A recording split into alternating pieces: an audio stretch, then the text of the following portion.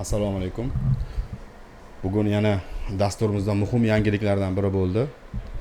Ya'ni hozirgi kunda ommalashib borayotgan sun'iy intellekt texnologiyasini G'aznachilik qo'mitasining XMP yo'nalishi bo'yicha, ya'ni xaridlar portalidagi masalalar va muammolar bo'yicha va UzAspo dasturimizning o'sha har bir qismida asosan ma'lumotlar, hujjat, hisobotlar, hisobotlar, boshqaruv modullarida oid barcha qismlar bo'yicha qanday ishlash, u yerdagi muhim o'sha hujjatlarga oid bo'lgan masalalarni javobini bilish uchun yoki dasturda yuqori tashkilotlar yoki qonun hujjatlariga asosan qo'yilgan cheklovlarga o'z vaqtida javob olish uchun sun'iy intellekt texnologiyasini yo'lga qo'ydik. Dastur hozir ushbu tizimda test rejimida ish boshlaganini ma'lum qilamiz. Buning uchun o'sha dasturingizga kirganingizda o'ng tomon pastki burchakda joylashgan AI tugmasini bosish orqali kirishingiz mumkin. Qism yuqorida aytib o'tganimizdek ikki qismga, ya'ni XMP va UzAspo bo'linmalariga bo'linadi.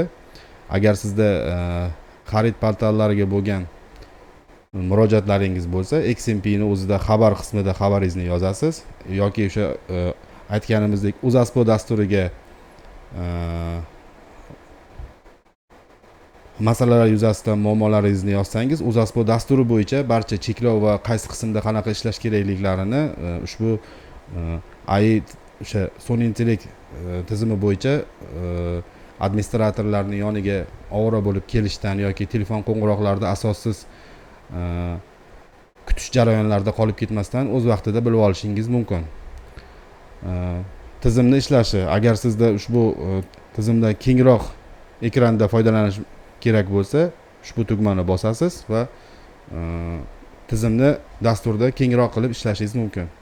Xabarlarni o'sha cheklovni o'zini dasturdan ko'chirib olib turib, o'zini ham qo'yib turib, xabar qismiga joylashtirib yuborish tugmasini bossangiz, ushbu cheklov bo'yicha sizga kerakli bo'lgan barcha o'sha javoblarni o'z vaqtida yetkazib beradi va ushbu javoblar orqali siz keyingi jarayonlarda davom etishingiz mumkin.